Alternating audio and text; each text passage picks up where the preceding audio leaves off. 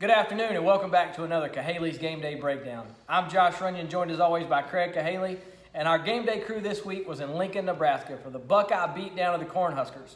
And Craig, I think the Game Day crew finally took some of our advice and started their gearing their outfits a little bit more towards fall. Craig, tell us about what you saw on Game Day this week. Well, Josh, I think you were right. I think the fall has finally arrived and some of these guys have figured it out. So let's go to Kurt Herbstreit. So as we've told you before, Kurt normally looks really good. This week, I thought he started to bring in the fall nicely. He brought in kind of a light brown plaid suit. He did do a yellow tie. I would go a little bit darker than that, but still, he's on the way to the fall. And I think that brown and those earth tones look really good on Kurt. Now, Craig, last week we talked a little about Desmond and a light gray suit. Tell us about what makes this different. So Desmond, again, we always say does a great job. Well, this week he did maybe his best job yet.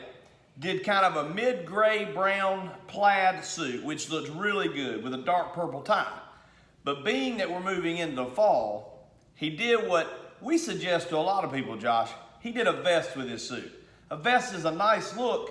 You don't have to wear it, but come this time of year, looks really good. And speaking of this time of year, it's October, which for me means playoff baseball. We watch MLB Network all the time, and earlier this week, we flipped over to MLB Central with Robert Flores, Mark DeRosa, and Kevin Millar. And Craig, something about this just doesn't match. What's going on here? So Josh, when we go over to the MLB Network, we look at these two guys who look like they're executives and go into a board meeting. And then you look over at Kevin Millar, who looks like he's going out clubbing when they're done. Here's the thing, Kevin.